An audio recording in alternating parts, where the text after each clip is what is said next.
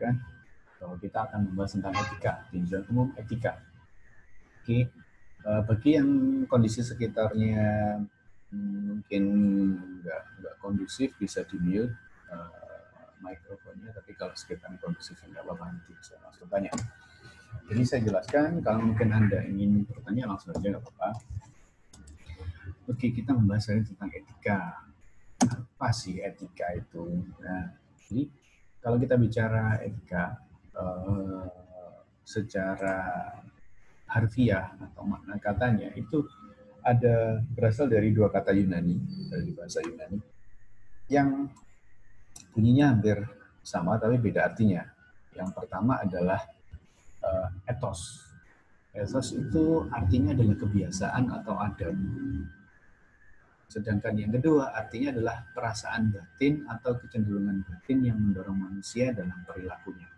Nah, jadi ada maknanya itu kalau dari bahasa Yunani itu meskipun katanya sama, tetapi ada dua makna yang berbeda. Yang satu berarti kebiasaan atau adat, ini biasanya berlaku pada sebuah lingkungan gitu ya, kebiasaan di orang Jawa dan orang Madura, Sunda, Batak, segala macam beda-beda. Atau juga yang kedua artinya adalah bisa jadi perasaan batin atau kecenderungan batin yang mendorong manusia dalam perilakunya. Jadi lebih ke arah personal, individu. Jadi bagaimana batin seseorang mendorong seseorang untuk berperilaku. Nah ini dua makna yang berbeda. Itu kalau dari bahasa Yunani. Lalu kalau menurut Josh Reynolds pada tahun 2014, etika ini adalah seperangkat keyakinan tentang perilaku benar dan salah dalam suatu masyarakat. Jadi kalau kita lihat sekilas makna pada yang diangkat Josh Reynolds ini ada seperti mengkombinasikan gitu ya antara dua makna dari bahasa Yunani tadi. Karena apa? Di situ ada berlaku pada suatu masyarakat, nah ini bisa jadi kebiasaan atau adat. Lalu ada juga keyakinan tentang perilaku benar dan salah. Ini biasanya kan dorongan dari perasaan batin juga. Nah, ini menurut Josh Reynolds. Lalu bagaimana menurut Kamus Besar Bahasa Indonesia? Menurut Kamus Besar Bahasa Indonesia yang diterbitkan Departemen PDNK pada tahun 88, etika ini dijelaskan dengan membedakan tiga arti. Ada tiga arti. Yang pertama, ilmu tentang apa yang baik dan apa yang buruk, dan juga tentang hak dan kewajiban moral. Nah, ini makna yang pertama. Yang kedua, etika ini adalah kumpulan asas atau nilai yang berkenaan dengan akhlak. Ini yang kedua. Nah, yang ketiga adalah nilai mengenai benar dan salah yang dianut suatu golongan masyarakat. Jadi ketiga makna ini adalah menurut Kamus Besar Bahasa Indonesia. Oke,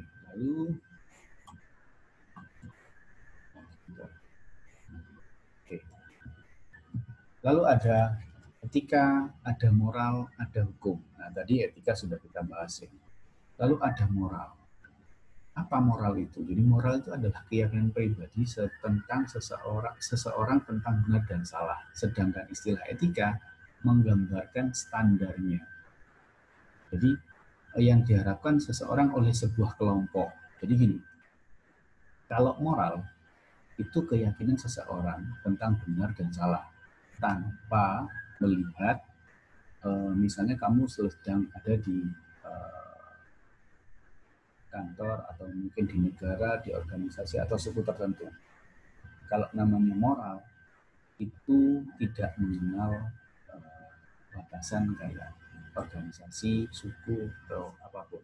Sedangkan etika itu menggambarkan standar atau perilaku yang diharapkan pada seseorang, pada sebuah kelompok di mana dia berada. Nah ini adalah maksudnya misalnya kayak gini, di mana-mana yang namanya katakan misalnya melecehkan seseorang gitu ya, misalnya seorang pria melecehkan wanita itu, dimanapun, entah kamu di dunia barat, entah kamu di dunia timur, atau entah kamu di suku Jawa, kamu di suku Papua, itu bisa disebut perbuatan tidak bermoral.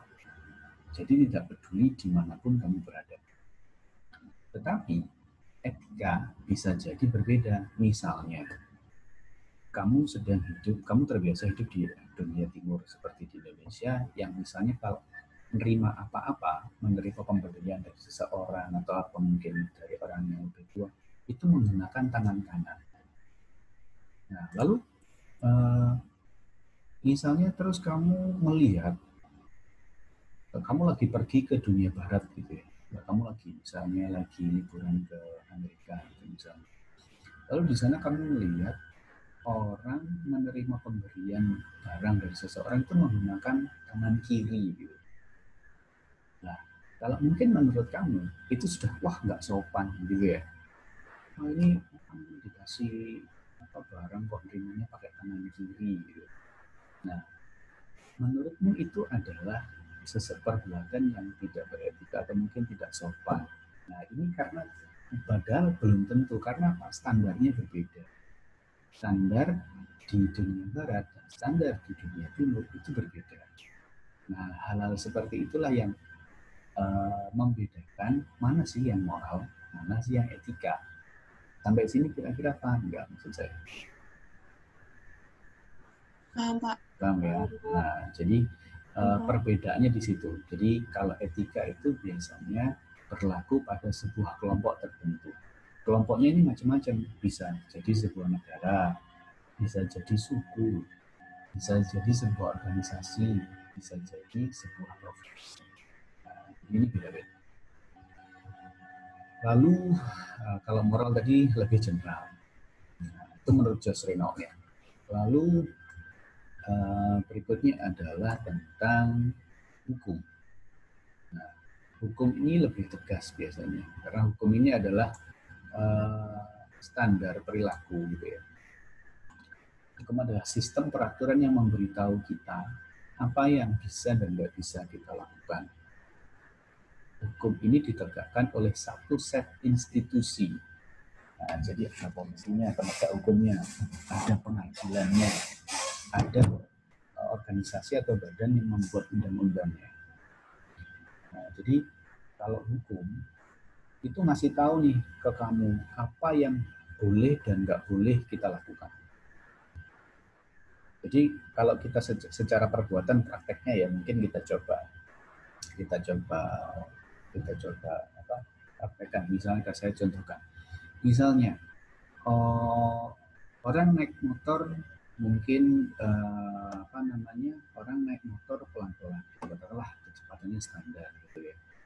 Nah itu mungkin kalau di depan ada di sekitar ada orang kan oh iya dia orang naik motornya sopan baik gitu ya, nggak ada masalah. Tapi ketika dia melanggar lampu merah, misalnya dia udah ada jelas nih lampu merah, terus habis itu dengan santainya si pemotor nih, si X ini tetap aja naik motornya santai aja, ya nggak ngebut, ya nggak pelan, ya nggak berhenti terus. Secara moral nggak ada yang salah dari dia, naik motornya juga santai aja kok, nggak ini gitu ya. Tetapi secara hukum itu nggak boleh perbuatannya. Karena apa? Karena ada peraturan bahwa ada hal yang nggak boleh kamu lakukan, ada hal yang boleh kamu lakukan. Kalau lampunya merah, kamu harus berhenti. Meskipun naik motormu udah sopan, udah bener, kamu pakai helm, kamu pakai apa gitu ya. Nah, jadi nggak ada masalah untuk itu. Nah, jadi nggak ada masalah tentang moralnya, tetapi kalau hukum itu jelas-jelas mengatur bahwa oh kamu nggak boleh kayak gini nih, kamu nggak boleh kayak gitu. Nah, jadi dan hukum sifatnya tegas dan ada penegaknya, ada institusinya. Jadi kayak ada polisinya, ada pengadilannya, ada pembuat undang-undangnya. Beda dengan mungkin kayak moral, nggak ada polisinya mungkin, nggak ada pengadilan. Tapi memang beberapa nilai-nilai moral itu dimasukkan ke dalam undang-undang sehingga menginspirasi pembuatan hukum. Nah, jadi Dari sini, dari tiga hal ini mengenai etika, moral, dan hukum, sudah bisa mengerti perbedaannya nggak ada kira-kira? Ya. Pak izin bertanya. Oke, silahkan. Dari ketiga tadi, apa etika itu termasuk dalam norma masyarakat, Pak? Etika apakah termasuk dalam norma? Jadi gini, yang jelas etika itu bisa merupakan standar yang diharapkan kepada seseorang ketika berperilaku pada kelompok tertentu. Jadi misalnya gini, kalau kamu jadi orang Jawa, ya kamu harus mengikuti etikanya aja. Misalnya apa? Oh, kalau ke yang tua itu manggilnya apa? Entah Mas, Mbak, atau yang ke ini, ke mana namanya, ke lebih tua itu harus menunduk dan seterusnya. Standar perilaku yang harus dilakukan seseorang pada sebuah kelompok itu etika. Nah, bisa jadi etika dan norma ini bisa jadi bersinggungan atau beririsan dalam beberapa hal. Nah, jadi saya tidak bisa pastikan juga bahwa apakah itu termasuk, apakah ini, tapi yang jelas karena tujuannya sama-sama baik, yaitu mengatur hidup, mengatur perilaku seseorang, pastinya akan ada keterkaitan erat. Mungkin gitu, Mbak Tariza. Oke, ada lagi mungkin yang mau ditanyakan sampai sini, silakan. Tidak ada? Saya Oke, silakan, Pak. silakan. Kalau untuk perbedaan moral dan nilai moral itu sendiri bagaimana, Pak? Di sini nggak ada nilai moral. Oh iya, iya. Jadi ya moral itu kan memang kita pengertian secara garis besar ya. Nah, nilai moral itu adalah poin-poin yang terdapat pada sebuah moral. Nah, jadi kalau apa hubungannya, yaitu nilai moral itu isi dari moralnya. Jadi apa sih nilai-nilai pada moral itu ya? Nah ini banyak sekali dan memang sengaja nggak saya bahas karena kita lebih mengurut ke arah etika memang. Makanya saya tidak bahas seperti yang ditanyakan oleh Mbak Astri ini. Itu Mbak Astri. Oke, ada lagi ya, mungkin Pak, yang lain? Nah, oke, kalau nggak ada, saya bertanya. Ya, silakan. Etika kan merupakan standar perilaku yang diharapkan oleh sebuah kelompok atau masyarakat apa yang ada di masyarakat.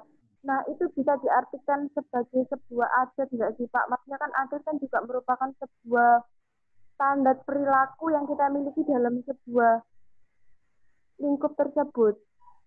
Bisa jadi, kalau adat istiadat itu kan kebiasaan ya. Jadi, oh biasanya kalau di sini tuh misalnya kayak kalau di orang Jawa itu kalau apa misalnya kalau apa ya bahasa di orang Jawa, saya orang Jawa tapi yang nggak tahu itu istilah Jawa. Oke, jadi misalnya kalau di Jawa itu kalau manggil apa, kalau jalan di depan orang tua itu ya harus merunduk gitu ya misalnya ya. Nah, jadi itu bisa jadi apa namanya merupakan apa panduan juga sebagai etika. Bisa jadi saya bilang karena mungkin ada hal juga yang nggak masuk ke dalam etika, bisa jadi.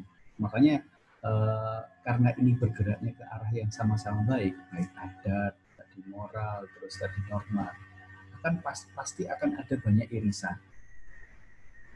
Ada banyak irisan pastinya. Tapi untuk memastikan, Pak, berarti apakah etika itu adalah adat, istiadat? Saya bisa bilang sebagian besar iya, sebagian besar ya. Sebagian. Tapi saya tidak bisa menjamin dari 100% iya, enggak. Itu akhirnya kayak gini loh. Etika itu mungkin istilah lebih modern juga. Karena misalnya kamu mungkin pernah melihat atau mendengar kode etik dokter gitu ya. Kode etik jurnalistik gitu. Nah, kalau saya bilang bahwa adat itu adalah etika, nanti mengganti istilah kode adat dokter, kode adat jurnalistik kan ya nggak cocok. Nah, jadi saya bilang secara substansi, secara isi itu banyak kesamaan iya, tetapi mungkin ada juga persimpangannya. Tapi intinya ke arah yang sama-sama baik sih yang jelas. Itu Mbak Lili ya. Ada lagi mungkin yang lain? Tidak ada? Oke, kalau tidak ada, saya coba ke teman-teman. Nah, tadi ada yang menanyakan, saya itu bingung Pak, perbedaan etika sama etiket itu apa? Nah, oke. Jadi ini serupa tapi tak sama ya. Serupa tapi tak sama. Perbedaan antara etika dan etiket itu adalah etika itu menyangkut cara dilakukan suatu perbuatan sekaligus memberi norma dari perbuatan itu sendiri. Misalnya, nggak boleh ngambil milik orang lain tanpa izin, karena itu dianggap mencuri. Jadi jangan mencuri, ada nama etika. Jadi di sini nggak dipersoalkan mau nyurinya pakai tangan kanan atau tangan kiri. Iya terserah, yaitu namanya mencuri. Tapi kalau etiket itu beda. Etiket itu hanya berlaku pada di mana kita berada. Misalnya, saya sedang makan nih sama teman-teman. Terus kaki saya letakkan di atas meja makan, atau mungkin saya ngedingkrang gitu kalau dalam bahasa Jawa, naikkan ke kursi gitu ya. Nah, kalau saya sendirian mungkin nggak ada masalah, nggak ada yang merasa dirugikan gitu ya, nggak ada yang merasa itu. Tetapi ketika itu ada banyak orang, ada orang di sekitar kita, terus kakimu mau naikkan atau kakimu di atas meja gitu kan, itu jadi melanggar etiket. Nah, jadi kalau etika gitu ya, terserah di sekitarmu itu ada orang atau tidak, kondisimu kayak gimana. Ya namanya mencuri itu nggak boleh. Oke? Ya bisa. Nah, tetapi kalau etiket itu tergantung pada kondisi sekitar kita. Kalau di sekitar kita, misalnya contohnya ini adalah makan, nggak ada orang, saya lagi makan sendirian. Kaki saya naikin satu ke meja mana ke kursi gitu, ya nggak ada masalah, nggak ada yang dirugikan, ya kan? Tetapi kalau ada orang di sekitar saya, terus kaki saya naikkan, baik satu maupun dua-duanya, ya pasti akan mengganggu orang lain. Nah itu namanya melanggar etiket. Jadi etika itu lebih ke arah cara dilakukan suatu perbuatan. Tapi kalau etiket itu adalah melakukan perbuatan juga melihat bagaimana kondisi di sekitar kita. Paham nggak kira-kira sampai sini perbedaannya? Tadi yang sempat nanya siapa ya? Saya Pak. Oh Asri, sudah paham nggak kira-kira Asri? Sudah insya Allah sudah. Insya Allah. Kamu yakin sama dirimu sendiri nggak? Yakin Pak. Yakin, oke. Oke, itu adalah etika dan etiket. Oke. Nah, ini adalah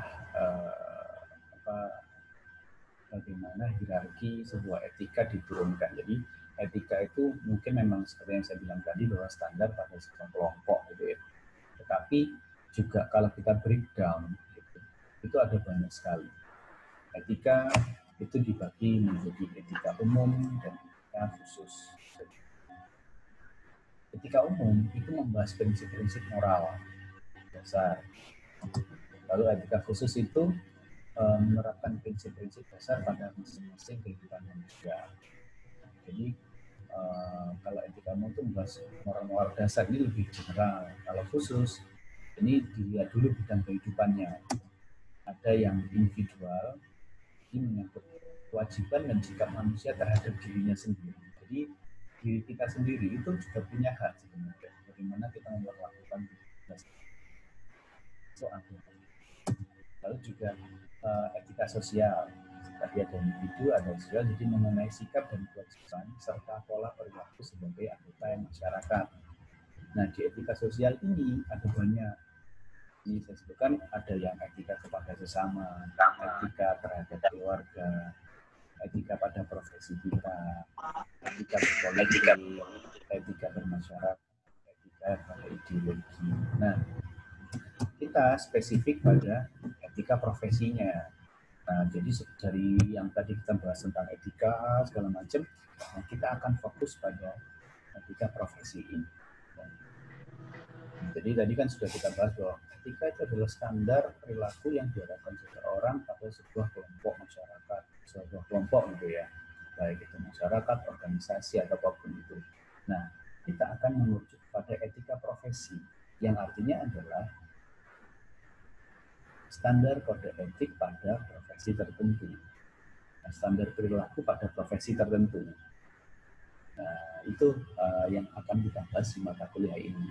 Nah, jadi sampai sini kira-kira sudah kebayang nggak ke arah mana kita? Kebayang? Oke, sudah kebayang. Kita lanjutkan. Nah, tadi sudah kita membahas etika, lalu berikutnya kita membahas tentang profesi. Profesi adalah suatu pekerjaan yang dalam melaksanakan tugasnya perlu keahlian, perlu expertise tertentu, menggunakan teknik-teknik ilmiah, juga berdedikasi yang tinggi. Keahliannya diperoleh dari lembaga pendidikan khusus, diperuntukkan untuk itu dengan kurikulum yang dapat dipertanggungjawabkan. Nah, ada yang bisa membedakan apa profesi dan pekerjaan nggak dari sini? Ayo. Pak, yang namanya profesi itu ya pekerjaan. Namanya pekerjaan itu profesi. Oh, belum tentu Ferguson. Ayo. Kak, saya izin menjawab. Oke, silakan. Kalau untuk profesi itu, kalau menurut di sini, membutuhkan keahlian yang diperoleh dari lembaga pendidikan yang khusus. Dengan pekerjaan itu tidak seperti itu. Iya, tidak seperti itu gimana maksudnya? Ya, tidak membutuhkan pendidikan khusus. Jadi ya tetap membutuhkan keahlian, tetapi tidak membutuhkan pendidikan khusus untuk menjalankannya. Oke, menarik. Sudah bisa dibilang hampir 50%. Masih ada 50% lagi yang mungkin ada temannya mau melengkapi, silakan. Ayo. Saya, Pak.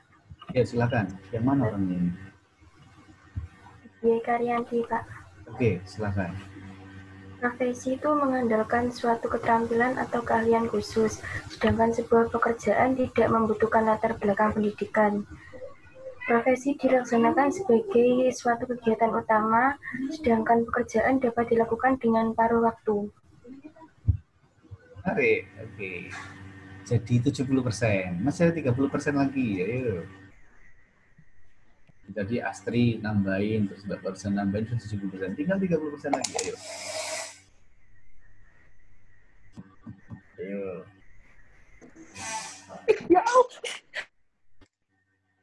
Ayo, yang lain. Masa nggak ada ini yang laki-laki mana ini? Ini SMA, apa, STM? Kok nggak ada yang cowok yang jawab ini? Ayo, yang lain.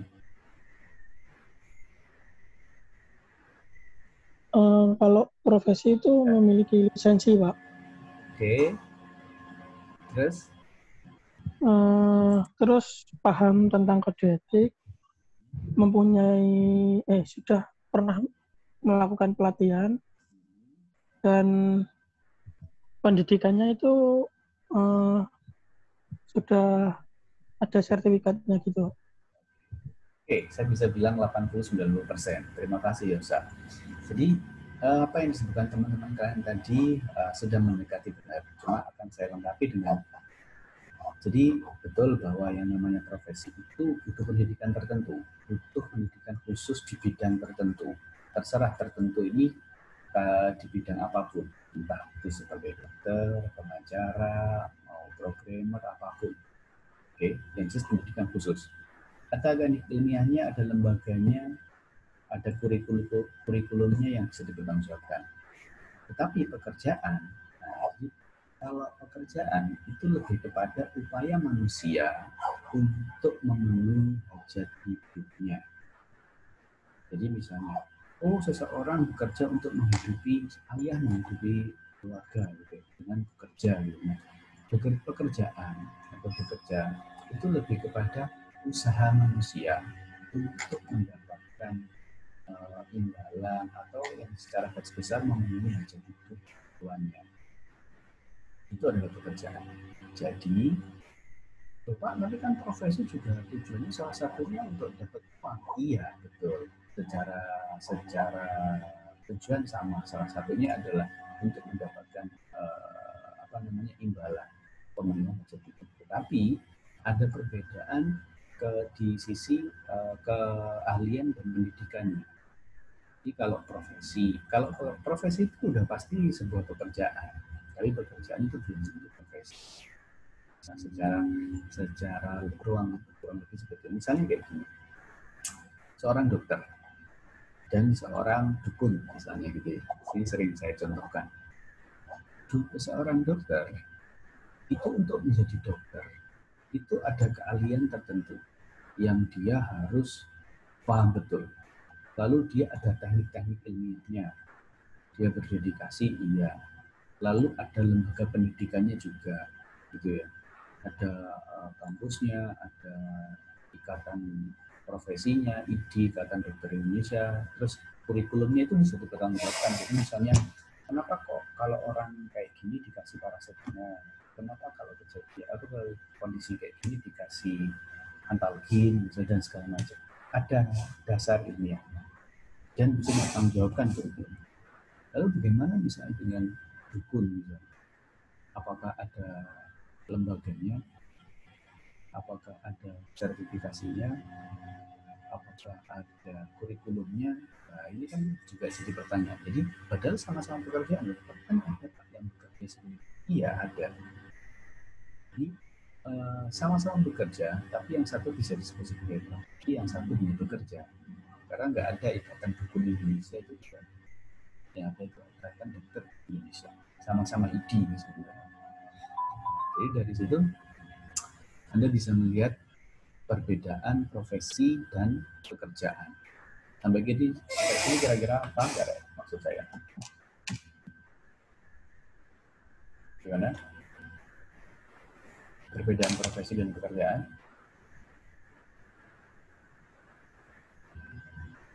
Paham? Halo? Bisa paham? Paham, Pak. Paham, Pak. Jadi itu adalah perbedaan profesi dan pekerjaan. Seseorang yang menekuni suatu profesi tertentu disebut profesional.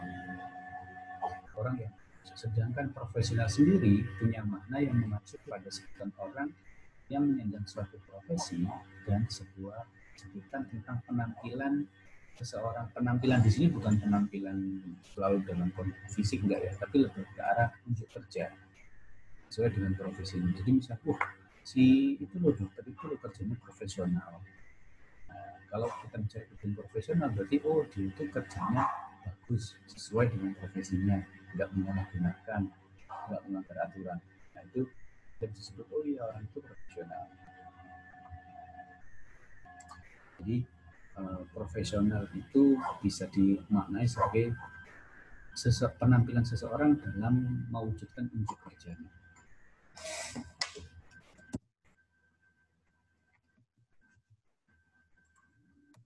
Ini adalah ciri-ciri sebuah profesi. Nah, tadi sedikit kita bahas tadi. Jadi ciri-ciri profesi pertama, ada keterampilan yang berdasarkan pada pengetahuan teoritis. Ada teoritisnya. Jadi misalnya kayak tadi kalau saya contohkan dokter dengan dukun gitu ya. Kalau dokter, kalau kamu tanya, Pak, kenapa kok saya dikasih paracetamol, dia bisa menjawab secara teoritis gitu ya. Ini berdasarkan buku ini, pengalamannya ini, itu kayak gini dan seterusnya. Ya, kalau misalnya kamu pergi ke dukun gitu ya. Mbak, kenapa kok saya disuruh minum air ini? Nah, ini kan mungkin menjawabnya agak mungkin bukan secara teoritis, mungkin bisa menjawab, tapi lebih ke arah supranatural mungkin ya. Nah, itu kan berarti sudah menjadikan profesi.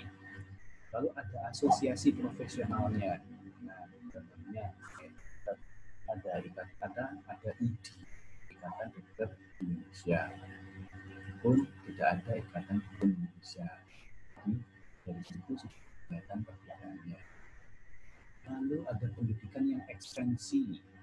Apa kira-kira pendidikan yang ekstensi? Ada yang bisa menjelaskan?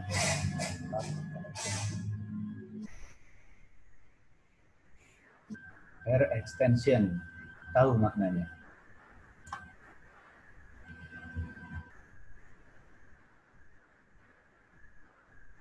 Ada yang bisa menjelaskan?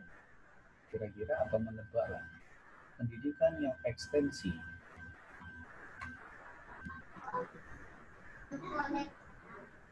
Ada yang mau menjawab? Tidak ada. Higher extension itu apa? Yang cewek?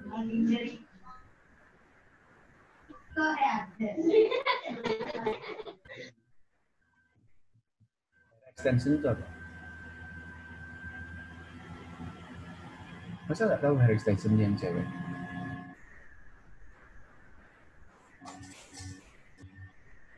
Lalu ada orang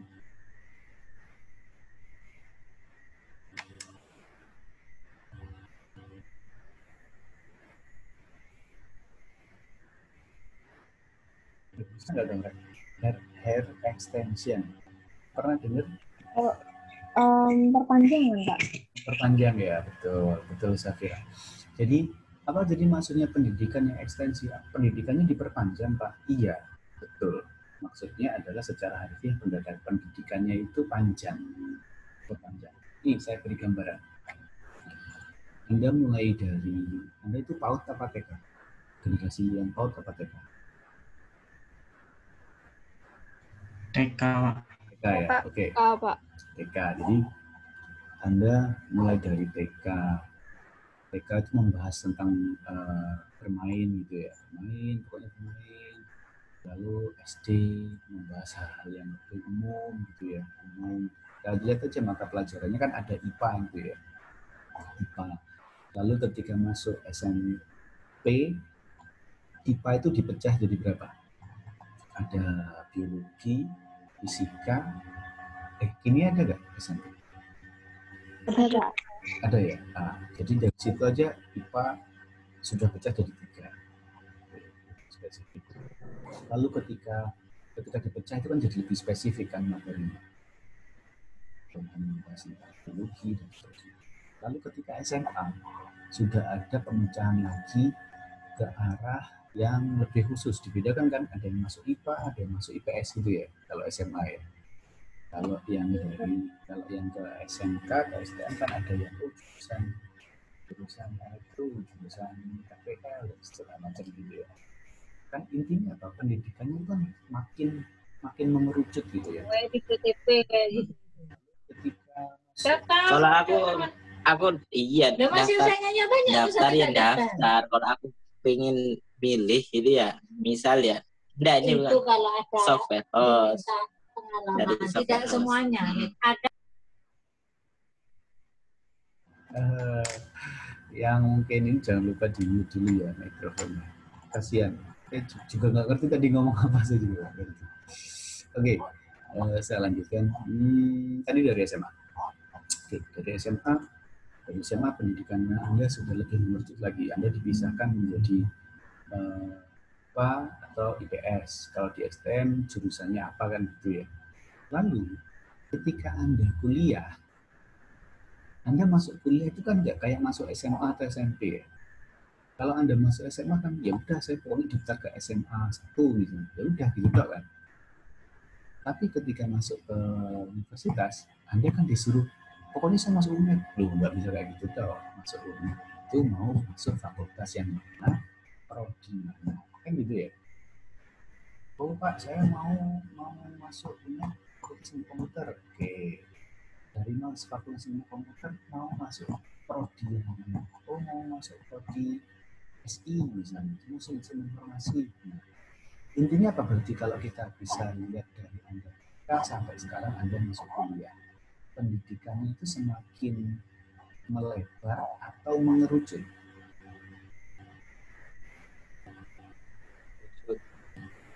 apa? Mengerucut, Pak.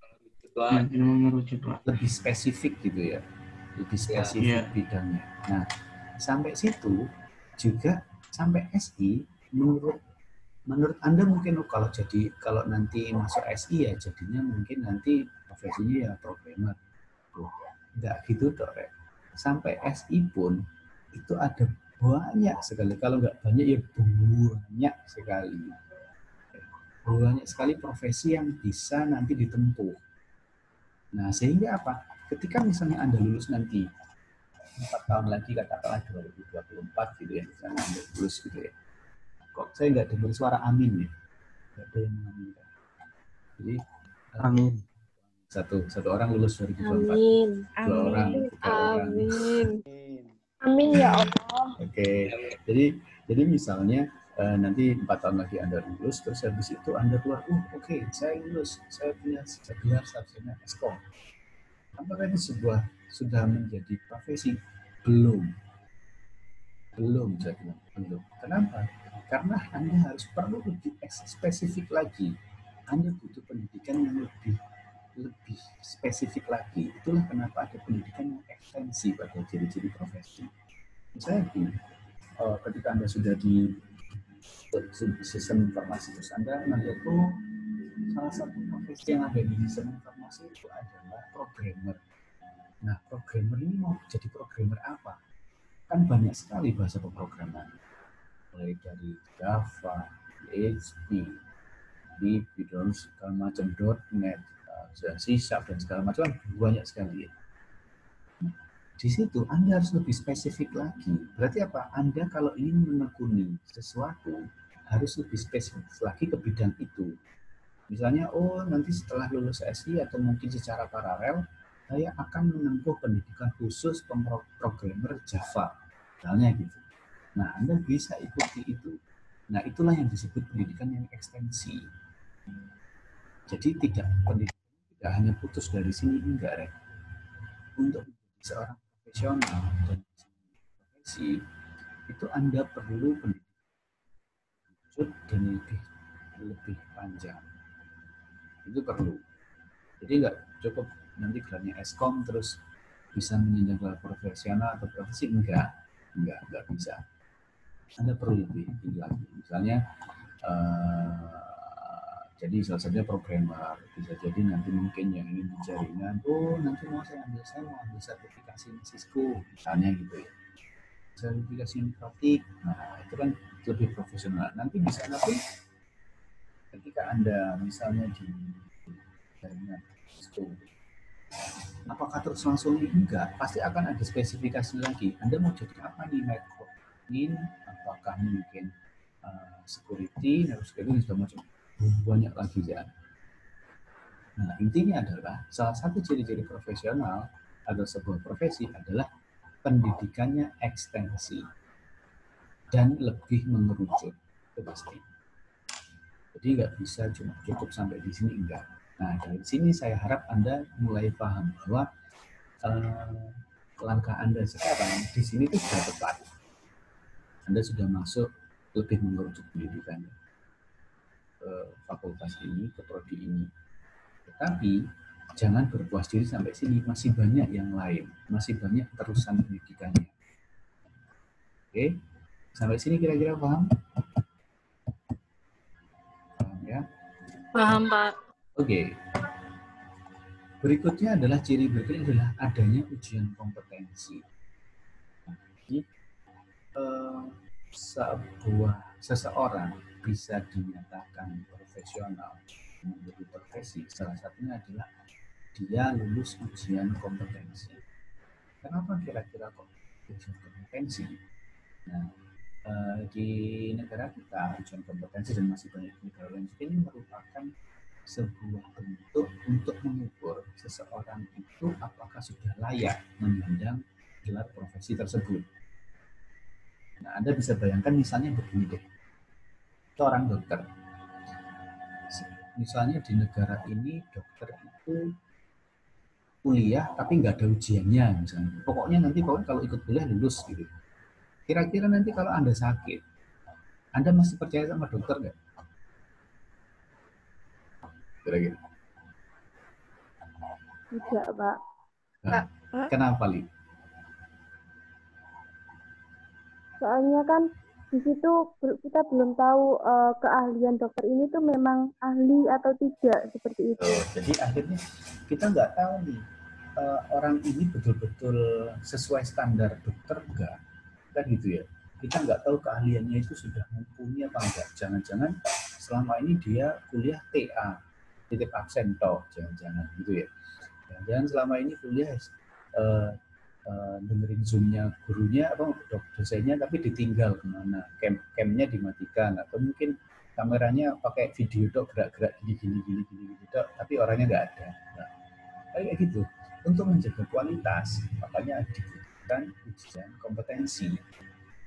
Nah, sama ketika tadi misalnya Anda ingin jadi programmer gitu ya, Java misalnya gitu. Sama ketika di sana sebelum Anda lulus itu ada ujiannya. Dan kalau enggak, ya masa iya Anda pokoknya ikut lulus. Nanti kantornya juga ngeliat tuh, anak ini bisa beneran apa enggak nih? Kan tidak ada yang menjamin kualitasnya. Nah, tuh. Lalu berikutnya ada pelatihan institusionalnya. Jadi apa? Ada lembaga yang melatihnya.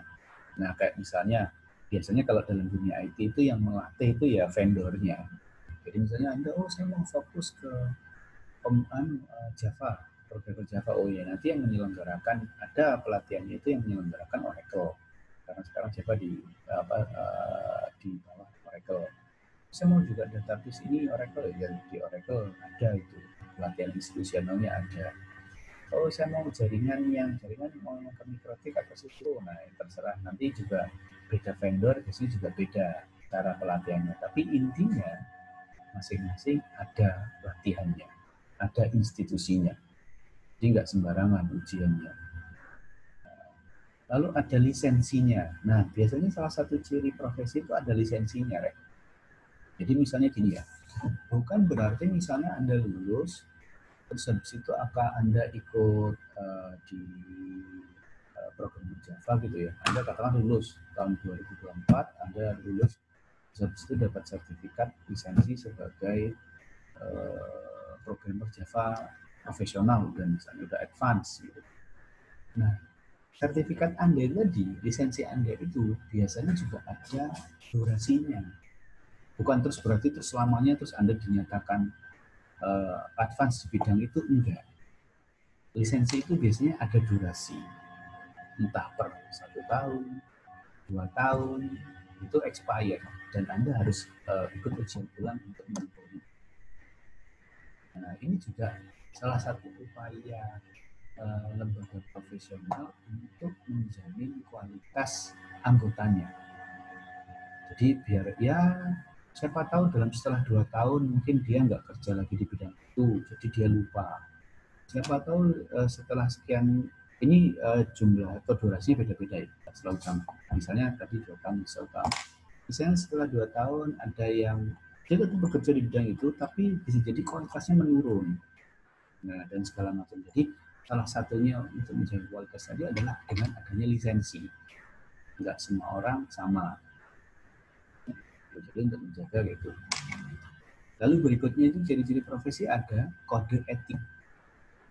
Nah, tadi kan kita sudah bicara tentang etika ya. Nah, etika itu standar pada sebuah organisasi.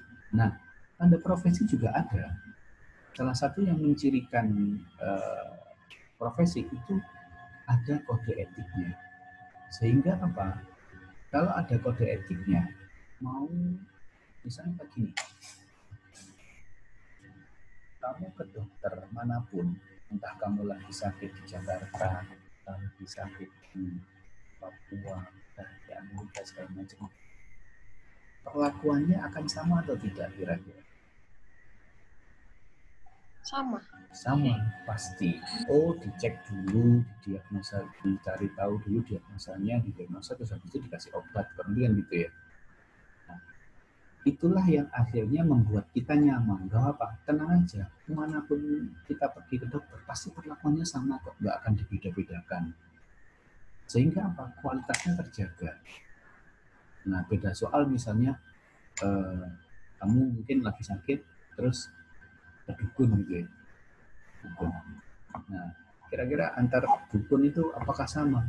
Belum tentu. Saya juga nggak pernah dukun sih. Cuma maksudnya pasti kan ada yang, saya tahu kamu lagi sakit hati ya, gitu. Kok Mbah tahu? Ya kan saya dukun. Nah, kira gitu. Ada yang juga belum apa-apa sudah disemprot sama air. Gitu. Karena nggak ada kode etik yang standarnya dia nggak tahu. Jadi macam-macam. Nah, itulah yang menjaga standar profesi. Lalu yang terakhir ada status dan imbalannya. Nah, jadi statusnya misalnya di sini gelar, panggilan, ya ada. Lalu ada imbalan. Imbalan ini adalah hasil dari tunjuk kinerja dia pada sebuah institusi. Nah, pasti profesi itu ada imbalan juga. Nah, itu adalah imbalan ini yang mungkin lebih beririsan dengan pekerjaan ya. Tadi kan kalau pekerjaan kan seperti yang bilang bahwa ada upaya manusia untuk menghasilkan sesuatu sebagai imbalan untuk memenuhi hajat hidupnya. Nah, di sini ada kesamaan dengan profesi, yaitu di imbalan. Sampai sini ciri-ciri profesi ada yang ingin ditanyakan? Tidak ada? Oke. Kalau tidak ada, saya lanjut ke slide berikutnya. Nah, tadi kita sudah bahas etika, lalu kita membahas profesi. Nah, selanjutnya kita bandingkan. Jadi, etika profesi, kalau menurut Kaiser dalam Suhrawardi Lubis, etika profesi ini adalah sikap hidup berupa keadilan untuk memberikan pelayanan profesional terhadap masyarakat sebagai customer-nya dengan penuh ketertiban dan keahlian sebagai pelayanan dalam rangka melaksanakan tugas berupa kewajiban terhadap masyarakat. Ini makna panjang. Jadi intinya adalah bagaimana seseorang itu memberikan pelayanan yang baik, yang bagus, yang standar, yang profesional untuk melayani customer-nya. Jadi ada standarnya, ada profesionalnya untuk memberi sesuatu yang baik sebagai bentuk kewajiban. Nah, ini adalah kita profesi menurut Kaiser. Lalu bagaimana dengan kode etik, Pak? Jadi kalau kode etik itu adalah sistem norma, nilai, dan aturan profesional yang tertulis secara tegas. Nah, jadi kalau kita bicara kode etik itu biasanya pada sebuah profesi ya. Itu biasanya ada rule, ada buku aturannya. Ibaratnya kalau bernegara itu ada undang-undangnya. Jadi tertulis di situ secara tegas apa yang boleh dilakukan, apa yang nggak boleh bagi seorang profesional. Jadi misalnya, seorang dokter itu nggak boleh A, B, C, D, E. Seorang misalnya menceritakan aib pasiennya ke orang lain. Itu loh, Mbak itu habis periksa di sini ternyata di belakang ada tatu gambar cicak misalnya, nggak boleh. Nah, jadi itu misalnya. Jadi dan itu kalau kode etik itu biasanya ada bukunya atau ada tertulis, ini tertulis. Betul. Jadi lebih spesifik. Kode etik ini menyatakan perbuatan apa yang benar atau salah, perbuatan yang harus dilakukan dan harus dihindari itu apa. Tujuannya apa? Agar seorang profesional atau seorang anggota dalam asosiasi profesi itu bisa memberikan jasa sebaik-baiknya kepada pemakainya, kepada nasabahnya, atau kepada customer-nya. Nah, dengan adanya kode etik itu akhirnya itulah kenapa Anda kemanapun, ke dokter manapun itu dapat perlakuan yang sama-sama baiknya. Karena apa? Karena adanya kode etik tadi. Mereka tahu kode etiknya secara terus bahwa saya kalau ini harus kayak gini, harus ini kayak gini, dan seterusnya. Ada. Akhirnya apa? Jasa yang diberikan dokter kepada pasiennya itu sama-sama baiknya. Ada sama-sama baik. Sehingga orang lebih nyaman. Dengan adanya kode etik, nah ini akan melindungi perbuatan yang tidak profesional. Jadi menghindarkan seseorang dari perbuatan yang tidak profesional. Jadi dengan adanya kode etik tahu, oh saya harus kayak gini nih, kalau nggak kayak gini nanti saya bisa menyalahi aturan, akan merugikan orang lain dan seterusnya. Nah, jadi itu adalah makna kode etik, tujuan kode etik. Sampai sini bisa melihat perbedaannya nggak? Etika profesi dan kode etik. Jadi etika profesi itu garis besarnya, kode etik itu lebih spesifik kepada aturan yang ditulis pada profesi tersebut. Paham sudah ini?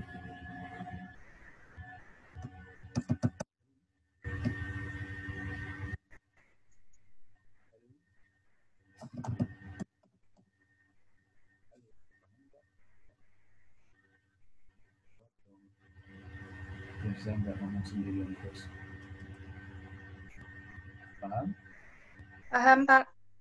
Paham, Pak. Paham, Pak. Oke, kita lanjut. Nah, lalu fungsi kode etik profesi. Apa sih Pak? Jadi fungsinya, nah, tadi sudah beberapa kita bahas. Salah satunya adalah fungsi kode etik profesi adalah memberikan pedoman bagi setiap anggota profesi tentang prinsip profesionalitas yang dihargai. Lalu juga bisa menjadi sarana kontrol sosial bagi masyarakat atas profesi yang bersangkutan. Misalnya, sebagai sarana kontrol masyarakat nih,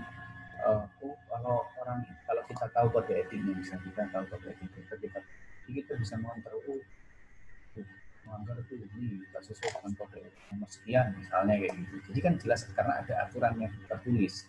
Kalau nggak ada aturan tertulis kan orang lain bisa jadi nggak tahu. Ada aturan tertulisnya kan kita bisa sama-sama mengontrol. Nah, juga kode etik profesi mencegah campur tangan pihak luar organisasi profesi tentang hubungan etika dalam keanggotaan profesi. Jadi biar dengan adanya aturan tadi orang lain di luar profesi itu juga nggak ikut campur. Misalnya ada sesuatu yang ranahnya adalah profesional, mereka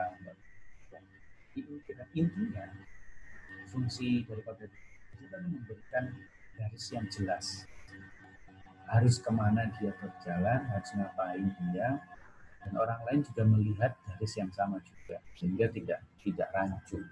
Itu adalah istilah garis besar. Oke, itu adalah materi kita hari ini. Nah, sampai sini kira-kira ada yang ditanyakan? Ya?